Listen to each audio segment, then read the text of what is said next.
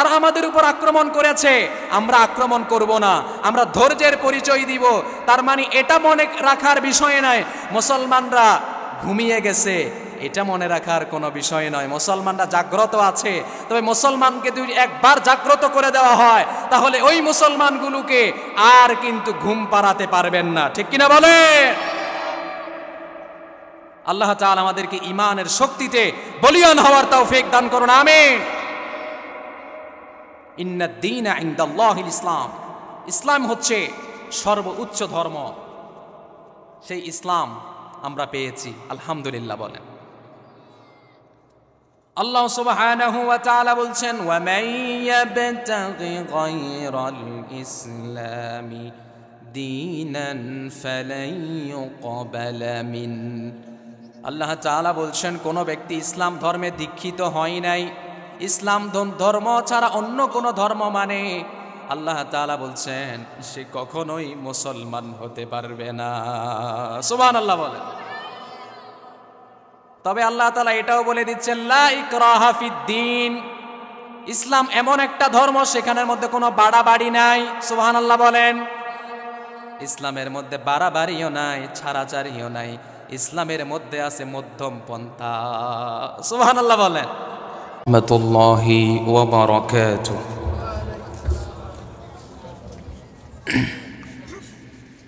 আপনারা সবাই কেমন আছেন?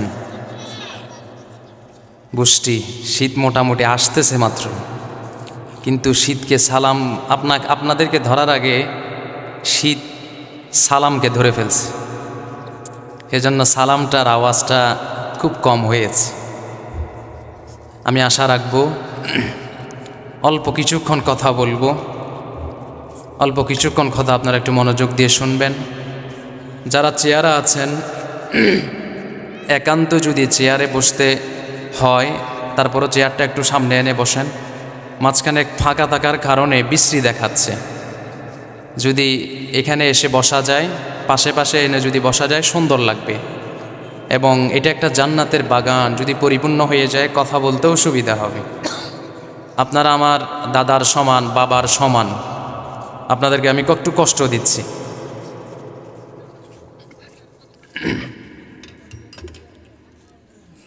আবারও আপনাদেরকে সালাম দিব, আশা রাখছি সন্তোষজনক জবাব দিবেন। আসসালামু আলাইকুম ওয়া রাহমাতুল্লাহি ওয়া বারাকাতুহু। ইন্নাল হামদালিল্লাহি নাহমাদুহু ওয়া নাস্তাঈনুহু ওয়া নাস্তাগফিরুহু ونؤمن به ونتوكل عليه ونعوذ بالله من شرور أنفسنا ومن سيئات أعمالنا من يهده الله فلا مضل له ومن يضلله فلا هادي له ونشهد أن لا إله إلا الله وحده لا شريك له الذي أرسله بالحق بشيرا ونذيرا وداعيا إلى الله بإذنه وسراجا وقمرا منيرا أما بعد فقد قال الله تعالى في كلامه المجيد وفرقانه الحميد সবাই আমার সাথে পড়ি আউযু বিল্লাহি মিনাশ শাইতানির রাজীম বিসমিল্লাহির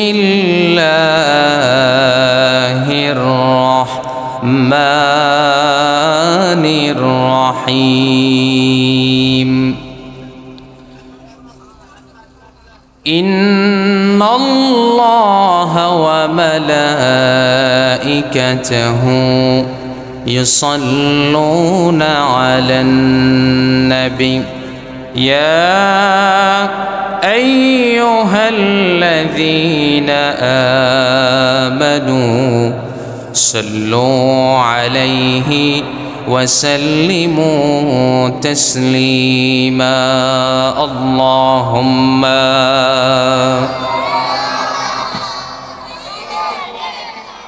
مولانا محمد وعلى آل سيدنا مولانا নবীর প্রতি মোহাব্বত ভালোবাসা আছে না নাই? কম না বেশি? নবীর প্রতি মোহাব্বত আছে, পরিমাণও বেশি। নবীর প্রেমে মাতোয়ারা হয়ে জবান খুলে বলি আল্লাহুম্মা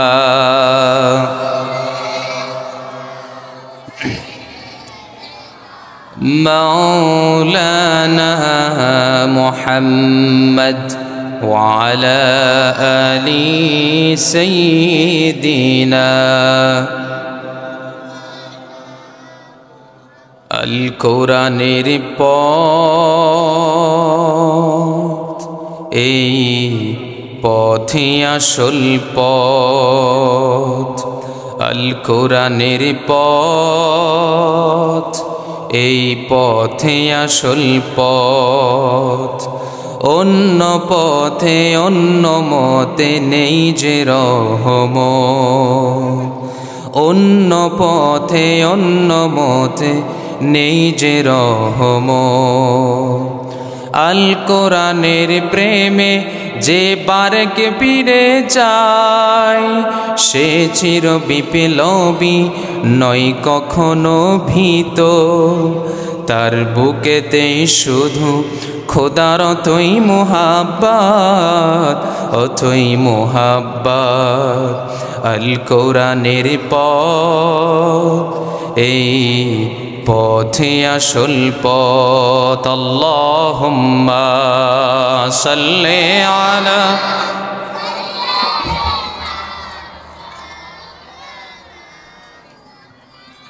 وعلى آل سيدنا مولانا قال الله سبحانه وتعالى شرع لكم من الدين ما وصى به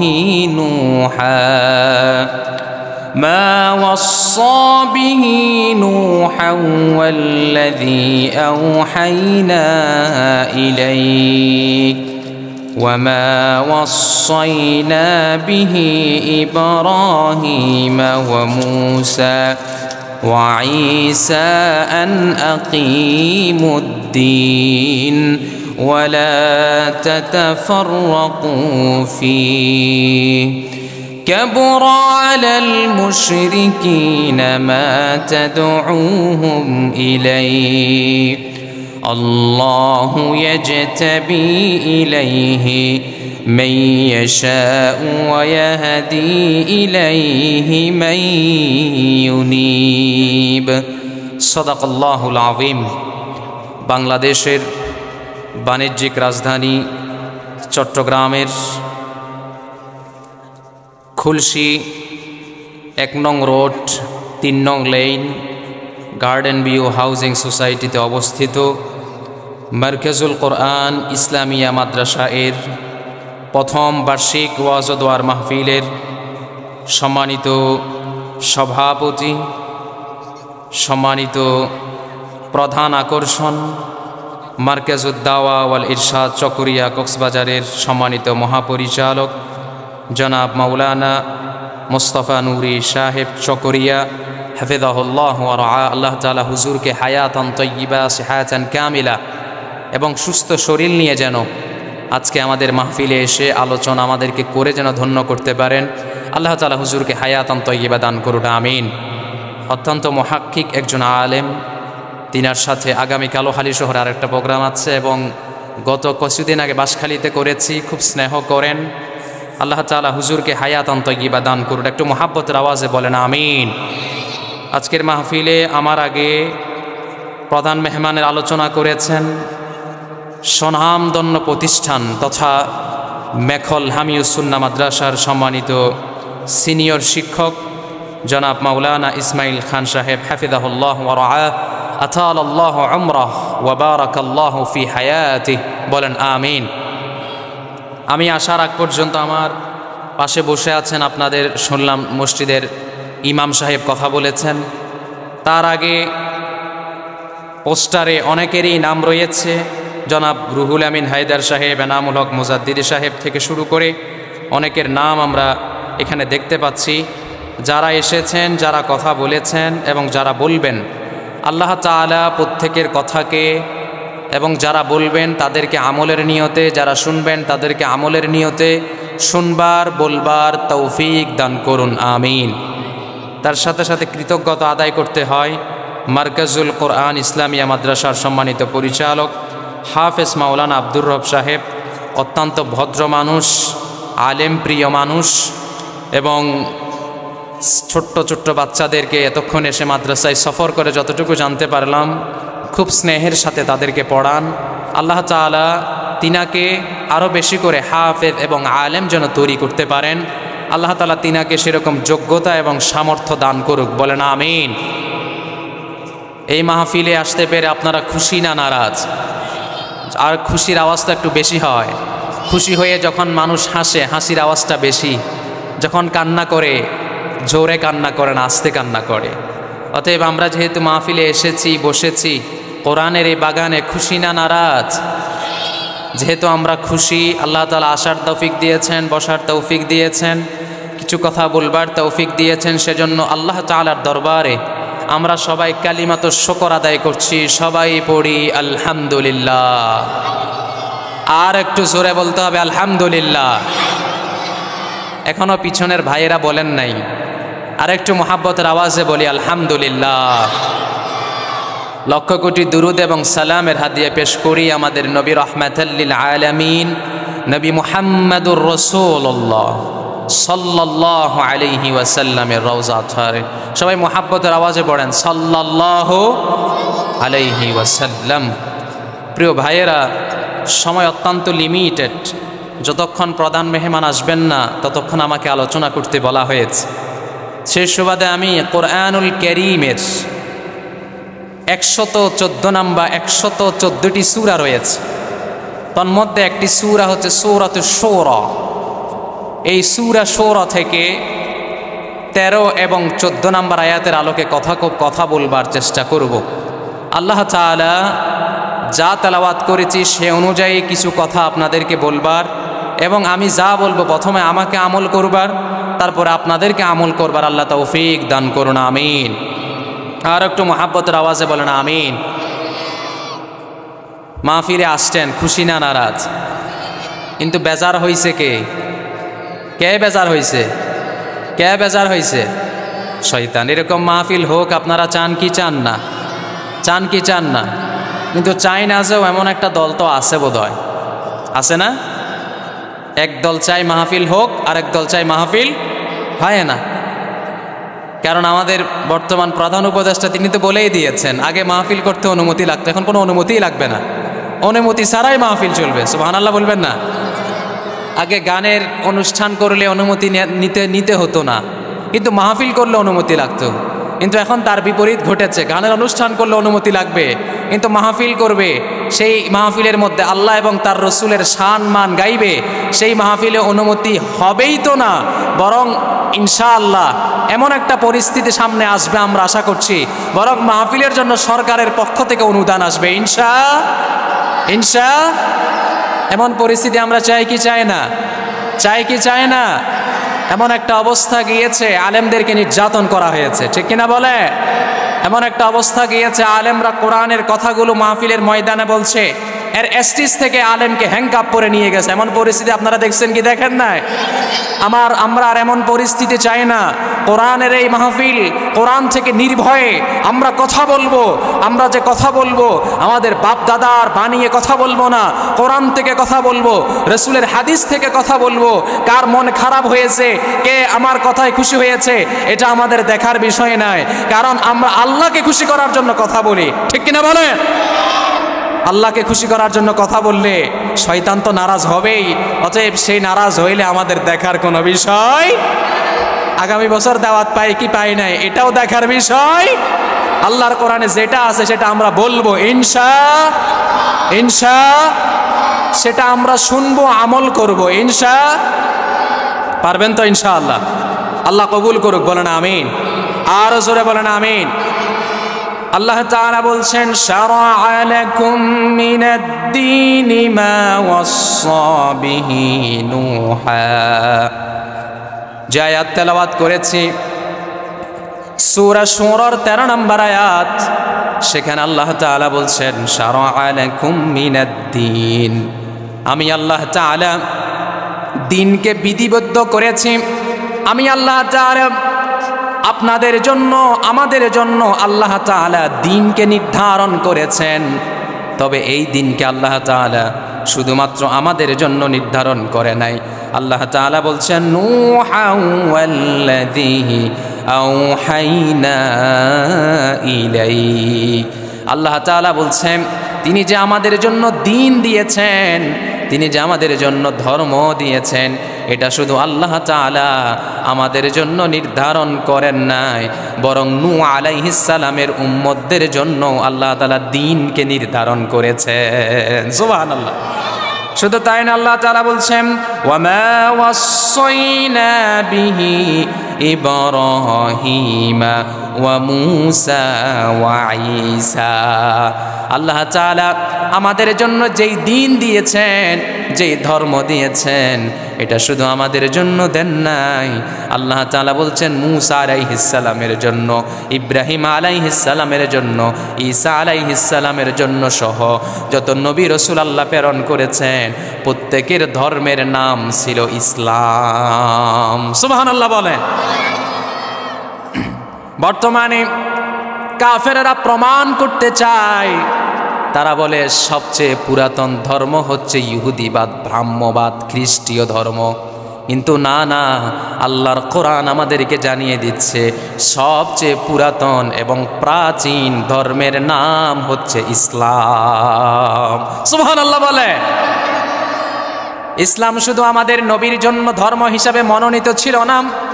আদম আলাইহিস সালাম থেকে মানুষ তো সৃষ্টির প্রধান ছিলেন আদম। অতএব আদম আলাইহিস সালাম থেকে যত নবী রাসূল পৃথিবীর মধ্যে আগমন করেছেন, সমস্ত নবী রাসূলের ধর্মের নাম কি? আওয়াজ করে বলেন, ধর্মের নাম কি? আরো জোরে বলেন, ধর্মের নাম কি? আমরা ইসলাম ধর্মে দীক্ষিত হয়ে আমরা খুশি না নারাজ? জীবনে একবারও আল্লাহরে বলি নাই, আল্লাহ তুমি আমাদেরকে মুসলমান বানাও, আল্লাহ তুমি আমাদেরকে মুসলিম বানাও, আল্লাহ তুমি আমাদেরকে মুত্তাকি বানাও। একবারও বলি নাই। একটু চিন্তা করেন, যদি আমাদের জন্মটা হিন্দু ফ্যামিলিতে হতো, তাহলে কত মুজাহাদা করে, কত কষ্টের মাধ্যমে আমাদেরকে মুসলমান হতে হতো। কিন্তু আমরা যে আল্লাহ তাআলা আমাদেরকে অনুগ্রহ করে মুসলমানের ঘরে জন্ম দিয়েছেন, বাপদাদার সূত্রে আমাদেরকে যে আল্লাহ মুসলমান বানাইছেন, এজন্য একটু খুশি হয়ে চিৎকার দিয়ে বলেন আলহামদুলিল্লাহ। এবার আল্লাহ তাআলা বলছেন, সমস্ত নবী রাসূলদেরকে আমি পাঠিয়েছি ইসলাম নিয়ে, দ্বীন নিয়ে। এবার আল্লাহ বলছেন শুধুমাত্র এতটুকু নয়, সমস্ত নবীরা এসে দাওয়াত দিয়েছেন আন আকিমুদ্দিন, দ্বীন কায়েমের দাওয়াত। দ্বীন কায়েমের দাওয়াতের কথা যখন বললাম, এখন চিন্তা করছে হুজুর দ্বীন কায়েম করা যাবে না। এখন যদি বলি আকিমুস সালাহ, নামাজ কায়েম করেন, খুশি, সমস্যা নাই। কিন্তু যখন আকিমুসসালাহ এটাও আল্লাহর নির্দেশ, আকিমুদ্দিন এটাও আল্লাহর নির্দেশ, কিন্তু আকিমুসসালাহ বললে খুশি লাগে, নামাজ কায়েম করো। যখন বলা হয় আকিমুদ্দিন, দিন কায়েম করো, তখন এক শ্রেণীর নাস্তিক মোর্তাদের মাথায় ধরে যায়, যদি দিন কায়েম হয় তাহলে তো রসুলকে গালি দিতে পারবে না, দিন যদি কায়েম হয়ে যায় টেন্ডারবাজি করতে পারবে না, দিন যদি কায়েম হয়ে যায় চাঁদাবাজি করতে পারবে না, দিন যদি কায়েম হয়ে যায় ফ্রি মিক্সিং করতে পারবে না, ইফটিজিং করতে পারবে না, জানা করতে পারবে না, কারণ জানা করলে মায়ের আছে না নাই, চুরি করলে হাত কাটা আছে না নাই। অতএব এই যারাই টেন্ডারবাজ চাঁদাবাজ কেবল তারাই চায় না আল্লাহর জমিনে আল্লাহর দিন কায়েম হোক। প্রকৃতপক্ষে যারা মুসলমান, আল্লাহ ভীরু, আল্লাহকে মানে, রসুলকে মানে, সুখে শান্তিতে দেশে থাকতে চায়, সবাই চায় আল্লাহর জমিনে আল্লাহর দিন কায়েম হয়ে যাক, ঠিক না বলে? আমার প্রিয় ভাইরা, গভীর মনোযোগ দিয়ে বুঝেন, আল্লাহ শুধু এতটুকু বলে নাই আন আকিমুদ্দিন, এটা বলার পরে সাথে সাথে আল্লাহ তাআলা সূরা শুরার 13 নম্বর আয়াতের মধ্যে বলছেন ওয়ালা তাতাফাররাকু ফি, আল্লাহ বলছেন দিন কায়েম করতে তো যাইবা, সেখানে গিয়ে দলে দলে বিভক্ত হওয়া যাবে না। সুবহানাল্লাহ বলে। বাংলাদেশে দল আছে না নাই? রাজনৈতিক দলের কথা বাদ দেন, অরাজনৈতিক দল আছে না নাই?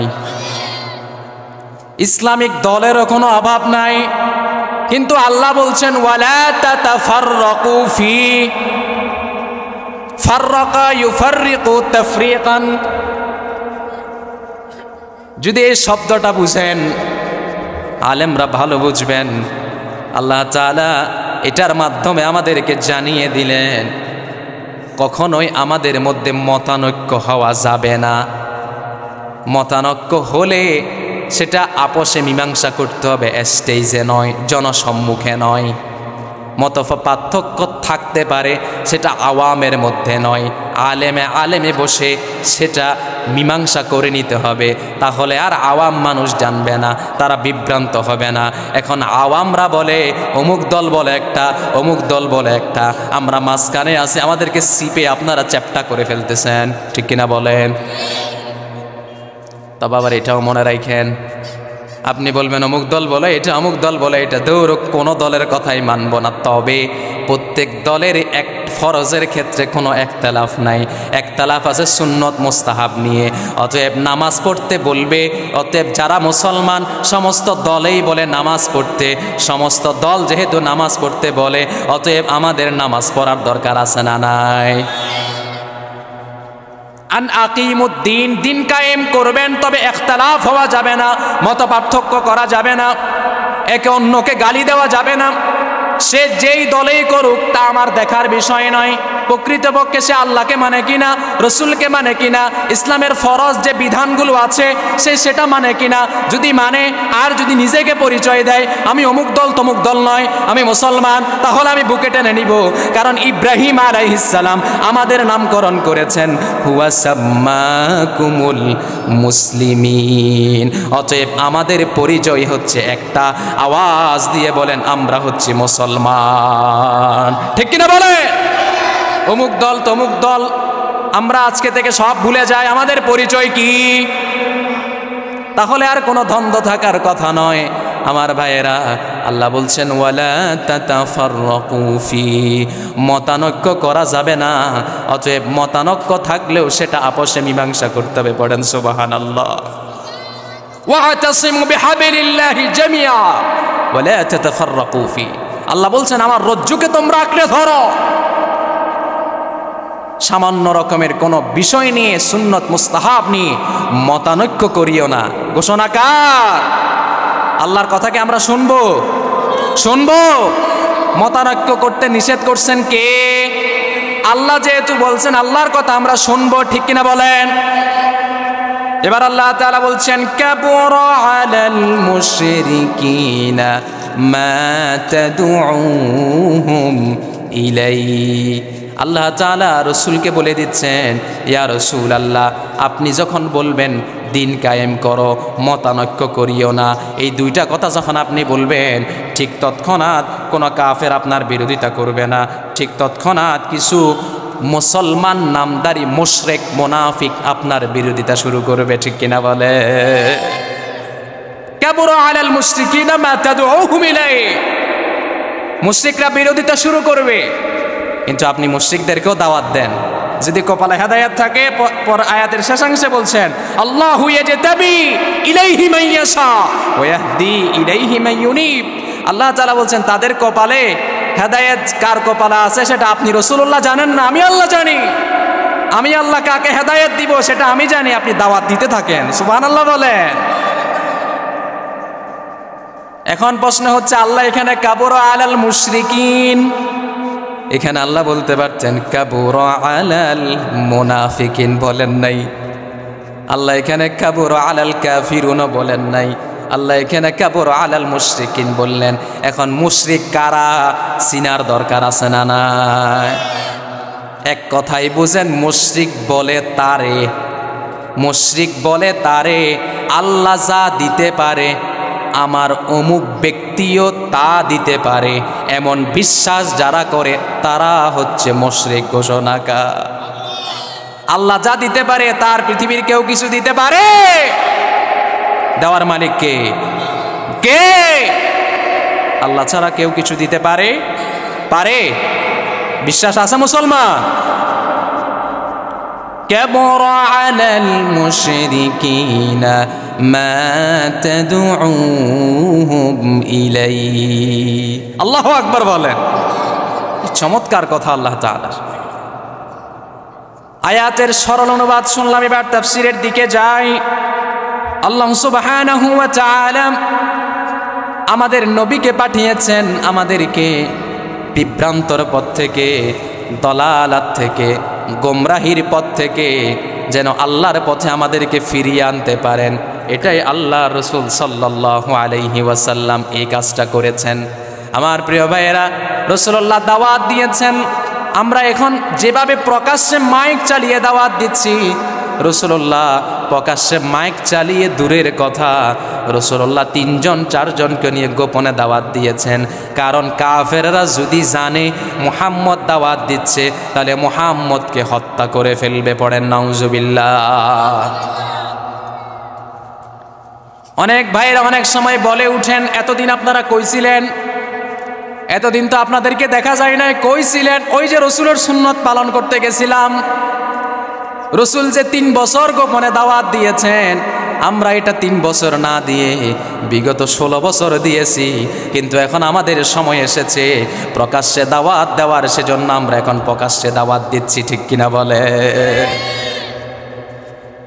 আমার প্রিয় ভাইয়েরা, নবী করিম সাল্লাল্লাহু আলাইহি ওয়াসাল্লাম যে হায়াত পেয়েছেন, হায়াতের মধ্যে 63 বছর হায়াত পেয়েছেন, তন্মধ্যে নবুয়ত পেয়েছেন 40-এ, অতএব আর 23 বছর। 23 বছরের মধ্যে মক্কায় ছিলেন 13, মদিনায় ছিলেন 10, 23 বছর দাওয়াত দিয়েছেন। এই 23 বছর দেওয়ার মাধ্যমে ইসলামকে যিনি পরিপূর্ণ করে দিয়েছেন, আওয়াজ দিয়ে বলেন তিনি কে? নবী করিম সাল্লাল্লাহু আলাইহি ওয়াসাল্লাম দাওয়াত দিতে গিয়ে অনেক রকমের নির্যাতনের স্টিম রোলার তিনার উপর দিয়ে চলেছে। আপনারা জানেন আমাদের রসুলকে তায়েফের মধ্যে পাথর নিক্ষেপ করা হয়েছে, রক্ত ঝরেছে। সেদিকে যাব না। আমার রসুলকে জেলের মধ্যে বন্দি করা হয়েছে, 3 বছর বন্দি করে রেখেছে। রসুলের উদ্দেশ্য ছিল একটা, কেমনে আমি মুসলমানের সংখ্যা বাড়াবো। কিন্তু এখন আমাদের চিন্তা একটা, কেমনে আমাদের দলের মানুষ বাড়াবো, ঠিক কিনা বলে? মুসলমান বানানোর চিন্তা নাই। আপনারা তো জানেনই না, উত্তরবঙ্গে এবং দক্ষিণ চট্টগ্রাম রাঙ্গামাটির দিকে খ্রিস্টানরা, ইহুদিরা মুসলমানদেরকে খ্রিস্টান বানাচ্ছে, ইহুদি বানাচ্ছে মুসলমানদেরকে লোভ দেখিয়ে। আল্লাহ তাআলা মুসলমানদেরকে লোভ থেকে হেফাজত করুন, বলেন আমিন। কালিমা যে পড়েছি, টাকা পাওয়ার জন্য পড়েছি? এই কালিমা পড়ে যদি মুসলমান হতাম, যদি অমুসলিম থাকতাম, বুঝে শুনে যদি মুসলমান হতাম, তাহলে সাহাবীদের মতো রসুলের সামনে, রসুলকে যখন আক্রমণ করা হচ্ছে, রসুলের সামনে 2 হাত মেলে দাঁড়িয়ে যেতাম, বলতাম আমাকে মেরে ফেলো, তারপরও আমাদের রসুলের উপর একটা আঘাত করতে পারবে না। সুবহানাল্লাহ বলে। আমরা পরীক্ষিত মুসলমান নয়, আমরা হচ্ছি বাপ দাদার সূত্রে মুসলমান। বাবা মুসলমান, মা মুসলমান, দাদা মুসলমান, তার দাদা মুসলমান, তাই আমি মুসলমান। কিন্তু যদি পরীক্ষা দিয়ে যদি মুসলমান হতাম, তাহলে দেখতেন আমাদের ইমানের পাওয়ার কি পরিমাণ থাকতো। প্রিয় ভাইয়ের, আল্লাহ তাআলা আমাদেরকে পরিপূর্ণ ইমানদার হওয়ার তৌফিক দান করুন। আল্লাহ তাআলা আয়াতের শুরুতে বলছেন শারাআ লাকুম। এই আয়াতের মাধ্যমে আল্লাহ তাআলা শুধুমাত্র রসুলকে বলেন নাই, আমাদেরকে সহ আল্লাহ তাআলা একসাথে বলেছেন যে আমি ইয়া রাসূলুল্লাহ, আপনার জন্য আমি দ্বীনকে নির্ধারণ করেছি। পড়েন সুবহানাল্লাহ। দ্বীন, দ্বীন অনেক শুনেছি, আর রাত নয়। একটা হচ্ছে দিন আর একটা হচ্ছে রাত। এটা সেই দিন এবং রাতের কথা বলি না, এটা এমন দিনের কথা বলছি, সেই দিন, সে ধর্ম, সেটার নাম হচ্ছে ইসলাম। সুবহানাল্লাহ বলে। আল্লাহ তাআলা বলছেন ইন্নাদ-দীনা ইনদাল্লাহিল ইসলাম। আল্লাহ তাআলার নিকট সর্বোচ্চ, সবচেয়ে গ্রহণযোগ্য যেই ধর্ম, সেটার নাম হচ্ছে ইসলাম। সুবহানাল্লাহ বলে। অনেক ধর্ম পৃথিবীতে আছে, কিন্তু সমস্ত ধর্মের চেয়ে যেটা আল্লাহর কাছে গ্রহণযোগ্য, সেটার নাম কি? এতগুলো মানুষ একসাথে বলেন, সেটার নাম কি? সে ইসলামে আছে শান্তি। সেই ইসলামে শান্তি কেমন, সেটার উপমা যদি দিতে চাই, সাময়িক একটা ঘটনা নিয়ে যদি ইতি টানি, আপনারা দেখিয়েছেন চট্টগ্রাম কোর্টের মধ্যে আমার আলিফ ভাইকে তারা গলা কেটে হত্যা করেছে ইসকনেরা। আমরা মুসলমান, আমরা নিজের আইন নিজের হাতে তুলে নেই নাই। আমরা মসজিদের মিম্বার থেকে প্রতিবাদ করেছি, মাঠে ময়দানে নেমে মিছিলের মাধ্যমে প্রতিবাদ করেছি। কিন্তু আমরা যদি ইসকনের মতো জঙ্গি হতাম, ইসকনের মতো সন্ত্রাসী হতাম, আমরা যদি ইসকনের মতো সেরকম নারী লিপ্সু হতাম, তাহলে আমরা মুসলমান যে পরিমাণ আছে, সমস্ত ইসকনদেরকে গলা কাটতে মুসলমানদের 1 মিনিটও লাগতো না। ঠিক কিনা বলেন? আমরা বলি না, এটা আল্লাহই বলেন, ওয়ালা তাসুব্বুল্লাযীনা ইয়াদউনা মিন দুনিল্লাহ ফায়াসুব্বুল্লাহা আদওয়ান বিগাইরি ইলম। আল্লাহ তাআলা বলছেন, অমুসলিমরা না বুঝে যদি তোমাদের রবকে গালি দেয়, তোমরাও কি তাদের রবকে গালি দিবে? না, তারা আমাদের উপর আক্রমণ করেছে, আমরা আক্রমণ করব না, আমরা ধৈর্যের পরিচয় দিব। তার মানে এটা মনে রাখার বিষয় নয় মুসলমানরা ঘুমিয়ে গেছে, এটা মনে রাখার কোনো বিষয় নয়। মুসলমানরা জাগ্রত আছে। তবে মুসলমানকে যদি একবার জাগ্রত করে দেওয়া হয়, তাহলে ওই মুসলমানগুলোকে আর কিন্তু ঘুম পাড়াতে পারবেন না। ঠিক কিনা বলেন? আল্লাহ তাআলা আমাদেরকে ঈমানের শক্তিতে বলিয়ান হওয়ার তৌফিক দান করুন। আমিন। ইন্নাদ-দীনা ইনদাল্লাহিল ইসলাম। ইসলাম হচ্ছে সর্বোচ্চ ধর্ম। সেই ইসলাম আমরা পেয়েছি, আলহামদুলিল্লাহ বলেন।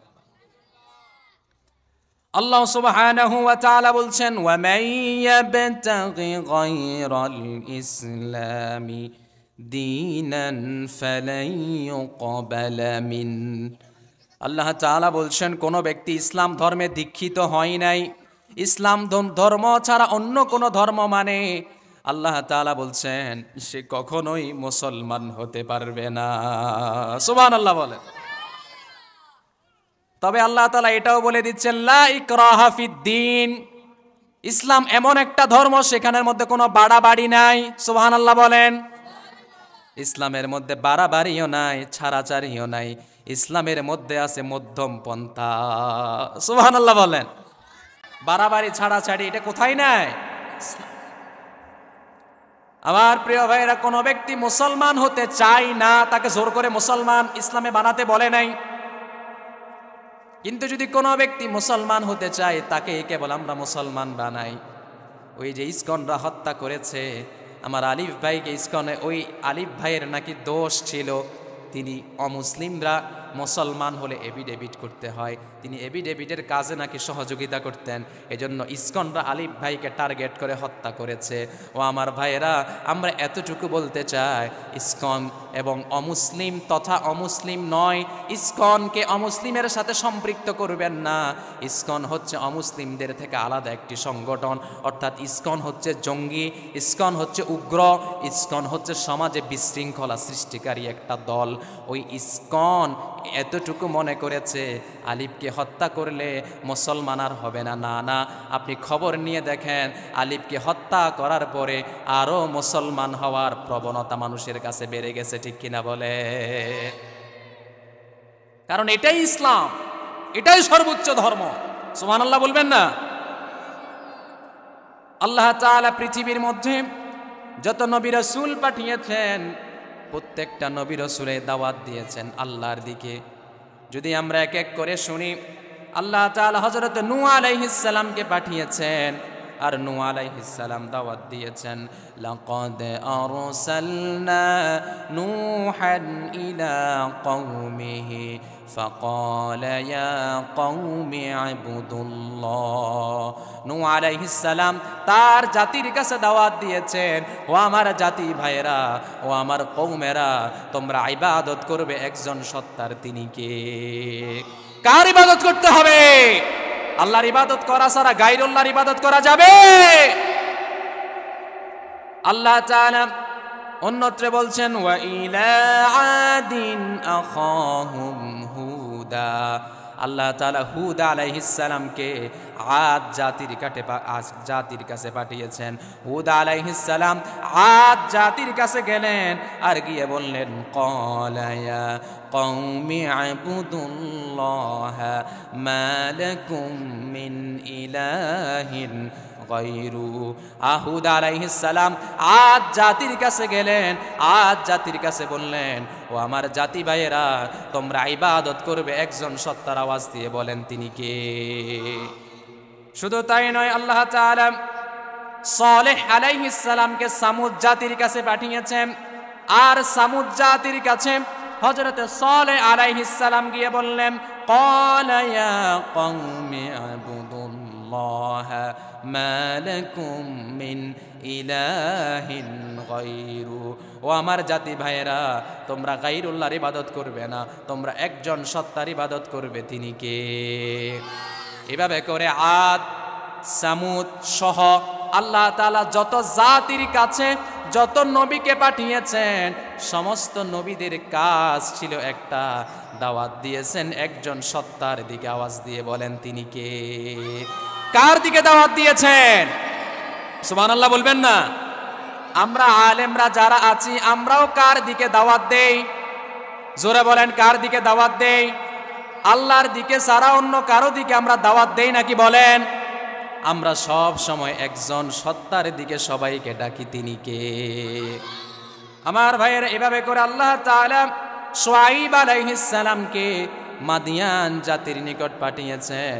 ওই শুআয়ব আলাইহিস সালাম তিনিও একটাই দাওয়াত দিয়েছেন, ও আমার জাতি ভাইয়েরা, তোমরা ইবাদত করবে একজনের। আওয়াজ দিয়ে বলেন তিনি কে?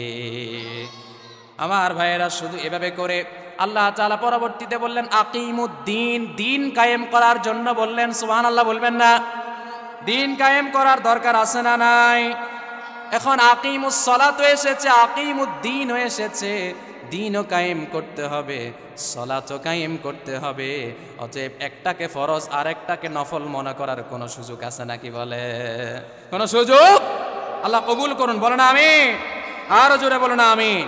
তবে এই দিনের দাওয়াত আমরা দিব, তবে জবরদস্তি করা যাবে? জবরদস্তি করা যাবে? আল্লাহ কবুল করুক, বলেন আমিন।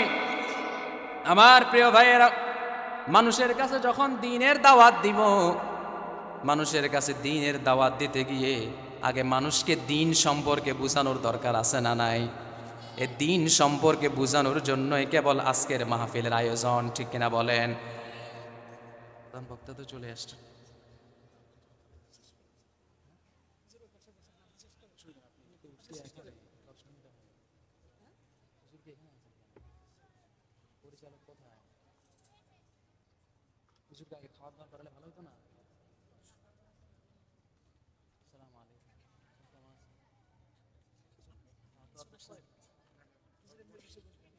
না না, হ্যাঁ কিছু খাওয়া দাওয়া করবে না?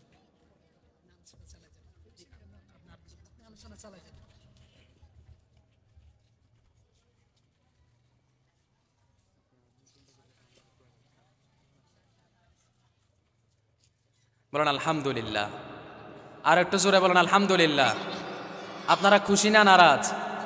আরো জোরে বলেন খুশি না নারাজ? প্রধান মেহমান চলে আসছে, অতএব আপনারা নিশ্চয়ই খুশি হওয়ার কথা, কারণ মাহফিল আর বেশি দীর্ঘায়িত হবে না, সংক্ষেপে শেষ হবে ইনশা আল্লাহ। কবুল করুক, বলেন আমিন। আরো জোরে বলেন আমিন। যে কথা বলতে চেয়েছিলাম, আমরা যখন মানুষকে বলবো আকিমুদ্দিন, দিন কায়েম করার বিষয়ে, তাহলে মানুষদেরকে আগে দিন বুঝানোর দরকার আছে না নাই? দিন বুঝানোর জন্যই কেবল আজকের মাহফিল, ঠিক কিনা বলেন? ঠিক কিনা বলেন?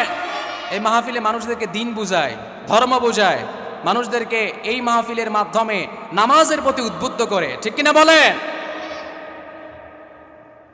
দিন বুঝার ক্ষেত্রে প্রথমে আল্লাহর পরিচয় জানতে হবে। আল্লাহর পরিচয় জানার জন্য একটা সূরাই যথেষ্ট, সেটা হচ্ছে সূরাতুল ইখলাস। সবাই পড়েন, কুল হুয়াল্লাহু আহাদ আল্লাহুস সামাদ লাম ইয়ালিদ ওয়া লাম ইউলাদ ওয়া লাম ইয়াকুল লাহু কুফুয়ান আহাদ। আল্লাহ তাআলা হচ্ছেন এক, তিনার কোনো শরীক নাই, তিনার কোনো সমকক্ষ নাই, তিনি কাউকে জন্ম দেন নাই, তাকেও কেউ জন্ম দেয় নাই, তিনি কারো মুখাপেক্ষী নন। এই সূরার মাধ্যমে আল্লাহর পরিচয় তিনি স্বয়ং দিয়ে দিয়েছেন। পড়েন সুবহানাল্লাহ। দিন কায়েম যদি করতে চান, মানুষকে আগে দিন বুঝাতে হবে, তারপরে দিন কায়েম করা খুব সহজ হয়ে যাবে। না হলে এখন মানুষ মনে করে যদি দিন কায়েম হয়ে যায়, নারীরা মনে করে তাহলে তারা পর্দার মধ্যে মনে হয় থাকতে হবে, এরকম কিছু মনে করে। আসলেই তা দিনে যা আছে তাই করতে হবে। নারীরা পর্দায় থাকলে নারীদের সম্মান বেড়ে যায়, বেপর্দা হলে সম্মান কমে যায়, ঠিক কিনা বলে? আমার প্রিয় ভাইয়েরা, এবার যদি আপনারা আল্লাহর সৃষ্টি নিয়ে গবেষণা করেন, তাহলে আল্লাহর পরিচয়টা পেয়ে যাবেন। আল্লাহকে যদি জানতে হয়, আল্লাহর সৃষ্টি নিয়ে গবেষণা করেন। দিন কেমনে হয়, রাত কেমনে হয়। আমি আপনি যদি বলি, দিনকে যদি বলি দিন তাড়াতাড়ি সূর্য ডুবে যাও, রাত হয়ে যাও, হবে নাকি? হবে নাকি? রাত হয়েছে এখন, আমি যদি রাতকে বলি রাত তাড়াতাড়ি দিন হয়ে যাও, তাহলে কি দিন হবে নাকি? রাত দেন, দিন দেন, রাতের পরিবর্তন যিনি ঘটান, দিনের পরিবর্তন যিনি ঘটান, তিনি কে? একজন অবশ্যই নীতি নির্ধারক আছেন, সেই নীতি নির্ধারকের নাম আওয়াজ দিয়ে বলেন, তিনি কে? আল্লাহ তাআলা বলছেন, ইন্না ফি ইখতিলাফিল লাইলি ওয়ান নাহারি ওয়া মা খালাকাস সামাওয়াতি ওয়াল আরদি লাআয়াতিন লিকাওমি ইয়াকিলুন। চিৎকার দিয়ে বলেন আল্লাহু আকবার। আল্লাহ তাআলা আয়াতের মাধ্যমে আমাদেরকে জানিয়ে দিলেন তিনি রাতের আবর্তন ঘটান, দিনের আবর্তন ঘটান। এটা নিয়ে যারা গবেষণা করতে চায়, যারা বিবেকবান, যারা আকলবান, তাদের জন্য এখানে গবেষণার জিনিস রয়েছে। অতএব এটা নিয়ে যদি গবেষণা করেন, তাহলে তো আমাদের দিন চলে যায় আর আল্লাহর পরিচয় পাওয়া যায়, ঠিক কিনা বলে? আল্লাহ তাআলা মানুষকে সৃষ্টি করেছেন, দুইটা উদ্দেশ্যে আল্লাহ সৃষ্টি করেছেন। জোরে বলেন কয়টা? এক নাম্বার হচ্ছে ইবাদত করার জন্য, যেটা আমরা সবাই জানি, ওয়ামা খালাকাতুল জিন্না ওয়াল ইনসা ইল্লা লিয়াবুদুন। আল্লাহ তাআলা আমাদেরকে একজন সত্তার ইবাদত করার জন্য তৈরি করেছেন, তিনি কে? আর দুই নম্বরে আল্লাহ তাআলা আমাদেরকে তৈরি করেছেন, ওয়া ইয ক্বালা রাব্বুকা লিল মালাইকাতি ইন্নী জাইলুন ফিল আরদি খলিফা। আল্লাহ তাআলা জমিনের মধ্যে আমাদেরকে প্রতিনিধিত্বকারী হিসাবে সৃষ্টি করেছেন। পড়েন সুবহানাল্লাহ। আমার প্রিয় ভাইয়েরা, এবার যদি একটু কল্পনা করেন, আল্লাহ তাআলা আমাদেরকে সৃষ্টি করেছেন ইবাদত করার জন্য। ইবাদত যদি করতে হয়, সবার আগে নামাজ যদি আপনি পড়েন, তাহলে নামাজের যদি কেরাত শুদ্ধ না হয় তাহলে নামাজ হবে না, কি বলেন? হবে না। তাহলে নামাজের কেরাত শুদ্ধ করার জন্য আমাদের বাচ্চা কাচ্চাদেরকে মক্তবে পড়াতে হবে, কোরআন শিক্ষা দিতে হবে। আর এই কোরআন শিক্ষা দেওয়ার জন্য এই যে মাদ্রাসার মাহফিল, এই মাদ্রাসায় যদি আপনার বাচ্চা কাচ্চাকে নাতি নাতনিকে দেন, তাহলে তারা কোরআন শিখবে। কোরআন শিখলে পরে তাদের নামাজ শুদ্ধ হবে। শুধু তাই নয়, যেই বাচ্চার অন্তরের মধ্যে কোরআন ঢুকে যায়, তাহলে দেখবেন জীবনেও সে কোরআন বিরোধী, ইসলাম বিরোধী কোনো কর্মকাণ্ডর মধ্যে জড়াবে না। ঠিক কিনা বলেন? কোরআন যার অন্তরে ঢুকে যায়, আল্লাহর ভয় যার অন্তরে ঢুকে যায়, তাকে আপনি র‍্যাব দিয়ে পিটিয়েও খারাপ কাজ করাতে পারবেন। কিন্তু আল্লাহর ভয় যার অন্তরের মধ্যে থাকে না, তাকে আপনি র‍্যাব নয়, পুলিশ নয়, সব কিছু দিয়ে যদি পাহারা দেন, তারপরেও সে বিপদগামী হয়ে যাবে, ঘোষণা করেছেন কে?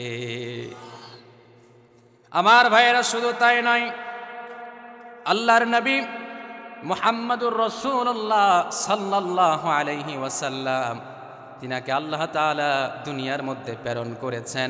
তার উদ্দেশ্যই হচ্ছে মানুষদেরকে অসৎ পথ থেকে সৎ পথে ফিরানোর জন্য।